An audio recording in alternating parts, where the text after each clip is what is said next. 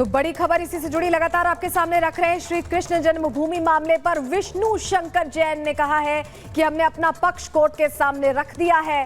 उम्मीद जाहिर की है कि यह मामला प्लेसेस ऑफ वर्शिप एक्ट में आता है, लेकिन इसको लेकर उम्मीद जाहिर की है कि उन्होंने अपना पक्ष रख दिया है। क्या कह रहे हैं विष्णु शंकर जैन, एक बार सुन लीजिए।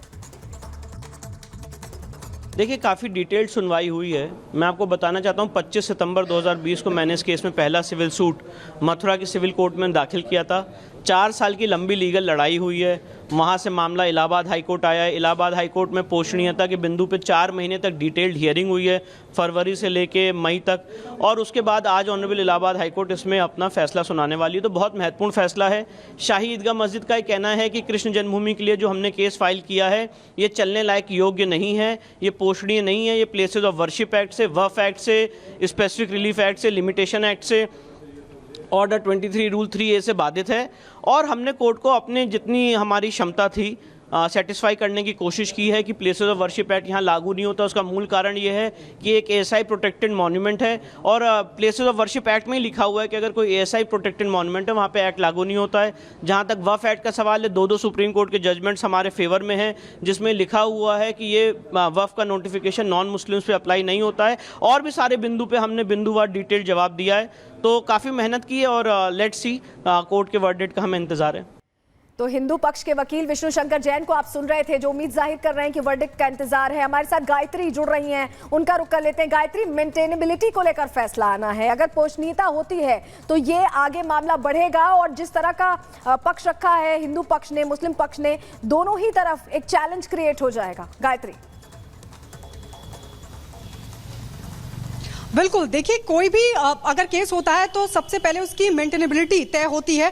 अगर वो मेंटेनेबल है यानी सुनवाई योग्य है, तभी आगे की जो दलीलें हैं वो बढ़ती हैं। और अगर आज का जो फैसला है वो बहुत महत्वपूर्ण होने वाला है, क्योंकि हिंदू पक्ष जिस तरीके से लगातार दावा करता रहा है, उसकी तरफ से ये दलील दी गई है कि औरंगजेब के वक्त में तमाम जो मंदिर थे उनको तोड़कर मस्जिद बनाई गई थी, और उन्हीं में से एक शाही ईदगाह भी है जो कि मंदिर को तोड़कर उसका निर्माण किया गया था। और इसी को लेकर तकरीबन 18 याचिकाएं दाखिल की गई थी, जिसमें हिंदू पक्ष ये दावा कर रहा है कि दरअसल वो जो जमीन है वो उनको दी जानी चाहिए, क्योंकि ये मंदिर तोड़कर मस्जिद बनाई गई थी।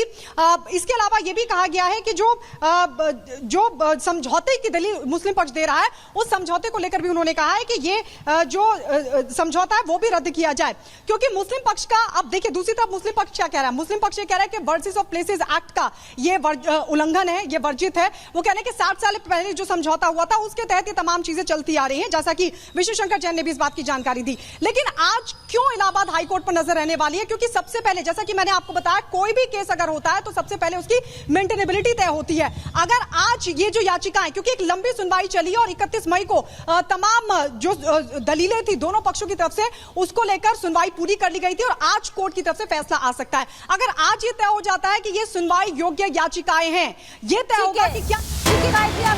इसी बीच बड़ी खबर सामने आ रही है। श्री कृष्ण जन्मभूमि मामले में हिंदू पक्ष की जीत हुई है।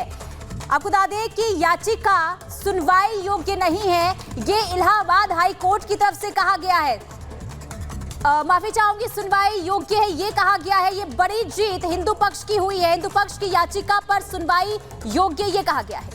तो बड़ी खबर इस वक्त की आपको बता रहे हैं, बहुत बड़ी जीत है, क्योंकि ये केस सुनवाई योग्य है। ऐसे में अब हिंदू पक्ष जो दलील दे रहा था कि ये जो 1.5 एकड़ की जमीन है ये शाही ईदगाह की नहीं। इसके बाद ये कहें कि जो 18 याचिकाएं हैं उनका ट्रायल अयोध्या विवाद की तर्ज पर इलाहाबाद हाईकोर्ट में चलेगा। बिल्कुल बिल्कुल सही कहा, ये साफ हो गया है। आपने कहा कि आप सर्वे को लेकर सुप्रीम कोर्ट जाएंगे, तुम्हें पता एकदम से होगा। हाँ बिल्कुल, हम सुप्रीम कोर्ट में कैविएट फाइल करेंगे, और अगर मुस्लिम पक्ष इस आदेश को चुनौती देता है तो हम सुप्रीम कोर्ट के सामने अपना पक्ष रखेंगे।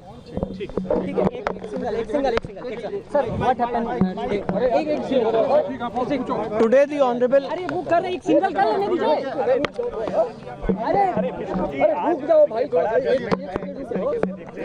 नहीं, देखिए, काफी इंपॉर्टेंट फैसला है, बहुत महत्वपूर्ण फैसला है।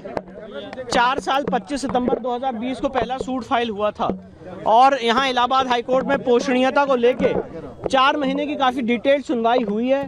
और आज माननीय इलाहाबाद हाईकोर्ट ने जो 18 के 18 सूट हैं होल्ड किया है कि ये सारे suit cause of action disclose करते हैं, मेंटेनेबल हैं, और किसी भी लॉ के प्रोविजन से बाधित नहीं है। तो जो 7/11 की अग्नि परीक्षा थी वो हमने पार की है, और अब इस केस में ट्रायल होगा।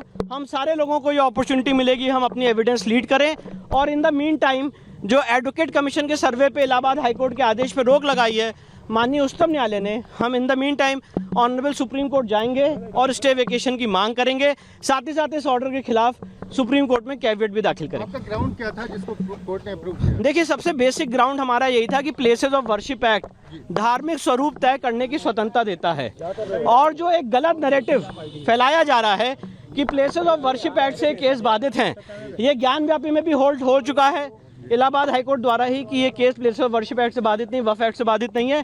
और कृष्ण जन्मभूमि के केस में भी यही बात होल्ड हुई है। उसका मूल कारण ये है कि वक्फ का भी जो नोटिफिकेशन है वो नॉन मुस्लिम्स पे इस केस के फैक्ट्स में अप्लाई नहीं करता। कुछ इश्यूज पर सुनवाई का भी कोर्ट ने फैसला लिया है कब से? अगले महीने में। नहीं, ऐसा नहीं है कि कुछ इश्यूज पे सुनवाई। आज कोर्ट ने 7/11 की एप्लीकेशन खारिज की है और अब सुनवाई पे मामला लगाया है।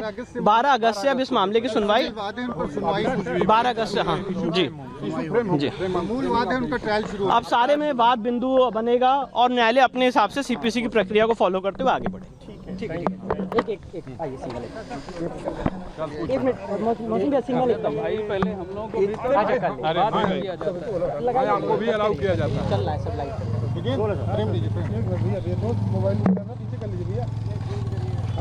हाँ सर, क्या जजमेंट आ जाए? देखिए, आज ऑनरेबल इलाहाबाद हाईकोर्ट ने 4 महीने की डिटेल्ड हियरिंग करने के बाद जो शाही ईदगाह मस्जिद की एप्लीकेशन थी ऑर्डर 7 रूल 11 में, उसको खारिज कर दिया है।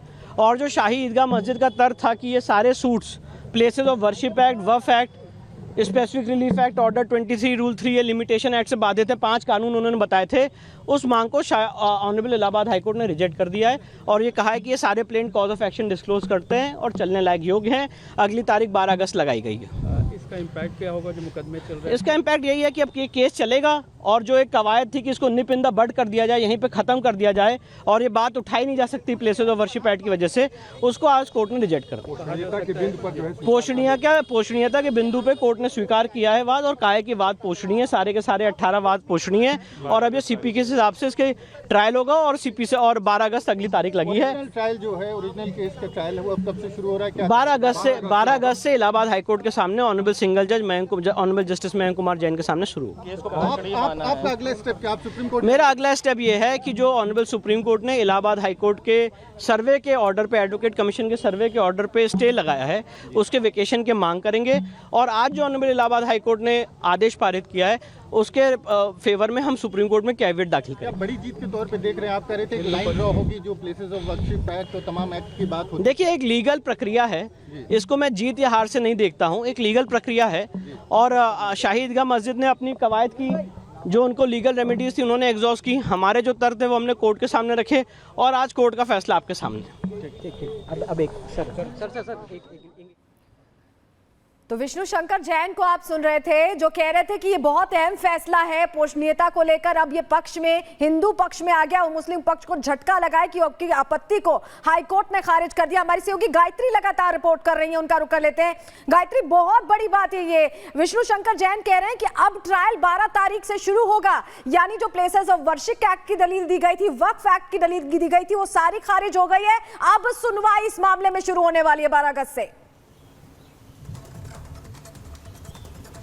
बिल्कुल सलोनी, देखिए 5 एक्ट बताए गए थे मुस्लिम पक्ष की तरफ से, जिसमें प्लेसेस ऑफ वर्शिप एक्ट था, लिमिटेशन एक्ट था, वक्फ एक्ट था, स्पेशल रिलीफ एक्ट था और रूल 7 ऑर्डर 7 रूल 11 के तहत इस एप्लीकेशन को खारिज कर दिया गया है। यानी ये हिंदू पक्ष की बहुत बड़ी जीत है, क्योंकि जो 18 याचिका हिंदू पक्ष ने दाखिल की थी उसमें तमाम दावे किए गए थे कि कैसे मस्जिद बनाई गई थी मंदिर तोड़कर, और ये जो जमीन है वो कृष्ण जन्मभूमि है और जो पूरा मसला था वो दरअसल 13.37 एकड़ का था। उसको लेकर ये पूरा विवाद था, जिसको हिंदू पक्ष कह रहा था कि ये हिंदू पक्ष को दी जानी चाहिए, पूजा के अधिकार की मांग की गई थी। ये तमाम जो 18 याचिकाएं थी ये सुनवाई योग्य है, यानी ये 18 की 18 याचिकाएं मेंटेनेबल है, ये कोर्ट की तरफ से कहा गया है। और सलोनी, मैं एक चीज और बता दूं, क्योंकि आपको याद होगा इलाहाबाद हाईकोर्ट की तरफ से ही ये आदेश भी दिया गया था कि एक कमेटी बाकायदा बनाई जाए कोर्ट की निगरानी में और वो सर्वे के काम को आगे बढ़ाए, लेकिन इस पर मुस्लिम पक्ष सुप्रीम कोर्ट चला गया था, जिस पर उन्होंने कोर्ट की तरफ से सुप्रीम कोर्ट की तरफ से उस पर रोक लगा दी गई थी तब तक के लिए, जब तक कि इस पूरे मामले पर इलाहाबाद हाईकोर्ट फैसला नहीं कर लेता। और आज जो फैसला कोर्ट की तरफ से सामने आया है, जिसमें कोर्ट ने साफ तौर पर कहा जो 18 की 18 याचिकाएं हैं वो मेंटेनेबल है, यानी सुनवाई योग्य है। तो अब 12 तारीख से एक एक कर तमाम जो याचिकाएं हैं उनमें जो दलीलें दी गई हैं उसको लेकर 12 तारीख से यानी 12 अगस्त तक सुनवाई शुरू हो जाएगी।